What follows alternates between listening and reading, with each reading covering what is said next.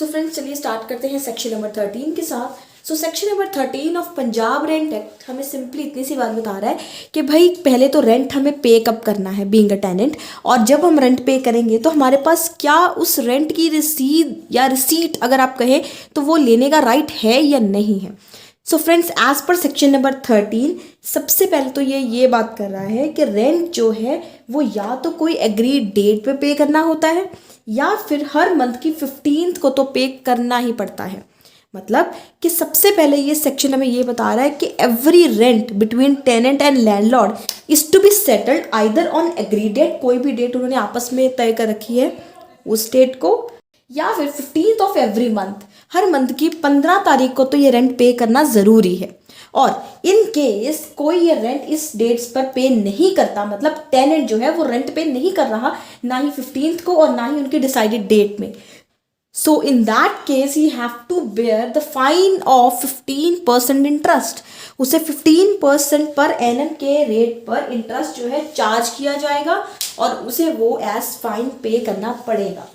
So friends ये तो बात थी इसकी सबसेक्शन 1 की। अब इसके सबसेक्शन 2 की ओर चलते हैं। इसका सबसेक्शन 2 बस इतनी सी बात कह रहा है कि भाई ये जो रेंट है जो 15 तारीख या फिर डिसाइडेड डेट को पे करना है ना, ये रेंट जो है ये कैसे पे करना है, या तो आप कैश में कर रहे हैं या मनी ऑर्डर भेज रहे हैं लैंडलॉर्ड को या उसके डायरेक्ट बैंक अकाउंट में कर रहे हैं। फ्रेंड्स अगर आप कैश में पे कर रहे हैं तो लैंडलॉर्ड की ड्यूटी है कि वो आपको उस कैश पेमेंट की रिसीट जरूर प्रोवाइड करे। मतलब tenant has right to take a receipt of that rent that he has paid to landlord. Landlord को जो टेनेंट ने रेंट पे किया है 15th को या एग्रीड डेट पे, उस रेंट की रिसीट लेना अगर उसने कैश में पे किया है, इट इज़ वेरी इंपॉर्टेंट। वो उसका राइट है कि लैंडलॉर्ड से वो साइन करवा के उस रिसीट को रिसीव करे।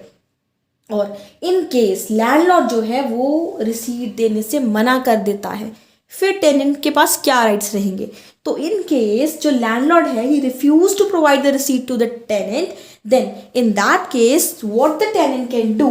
tenant can approach the rent authority। अगर लैंडलॉर्ड टेनेंट को रिसीट देने से मना कर देता है, रिफ्यूज कर देता है, तो टेनेंट जो है वो 2 महीने के अंदर अपनी कंप्लेन या अपनी एप्लीकेशन जो है रेंट अथॉरिटी के पास लेकर जा सकता है। So after the application of a tenant what the rent authority will do, rent authority क्या करेगी, वो पहले लैंडलॉर्ड को बुलाएगी और उसकी सुनवाई करेगी। सो सबसे पहले rent authority will hear the either parties and after that they will conduct an inquiry, और उस इंक्वायरी और हियरिंग के बाद दे विल डिसाइड कि अगर landlord is faulty at his point तो landlord has to pay double rent to the tenant. अगर inquiry के बाद हियरिंग के बाद रेंट अथॉरिटी को लगता है कि भाई landlord is on the fault, तो वो लैंडलॉर्ड को डायरेक्ट कर सकती है डबल अमाउंट पे करने के लिए टेनेंट को। क्यों? क्योंकि उसने टेनेंट को रिसीट देने से मना कर दिया। So friend this was all about section number 13, जिसमें हमने ये बात करी कि रेंट या तो अग्रीड डेट या 15 तारीख, हर महीने की 15 तारीख को पे किया जाएगा, और अगर वो इस समय पर नहीं पे किया जाता तो 15% जो है उस पर इंटरेस्ट चार्ज होगा एज फाइन, किसके ऊपर, टेनेंट के ऊपर। और ये जो रेंट है ये या कैश या मनी ऑर्डर या अकाउंट के जरिए पे किया जाएगा, और इस पेमेंट की रिसीट जो है लैंडलॉर्ड को देनी जरूरी है। और अगर लैंडलॉर्ड मना कर देता है तो 2 महीने के अंदर अंदर टेनेंट जो है वो रेंट अथॉरिटी में मूव कर सकता है, और रेंट अथॉरिटी सुनवाई और प्रॉपर इंक्वायरी के बाद लैंडलॉर्ड को आदेश दे सकती है कि वो डबल रेंट जो है जितना भी वो टेनेंट से ले रहा है और जितनी रिसीट उसे नहीं दी है, भाई अब इस चीज़ की जो गलती की जो भरपाई है वो इसे डबल रेंट पे करके करनी पड़ेगी। और वो डबल रेंट किसे पे करना पड़ेगा, लड़को, टेनेंट को।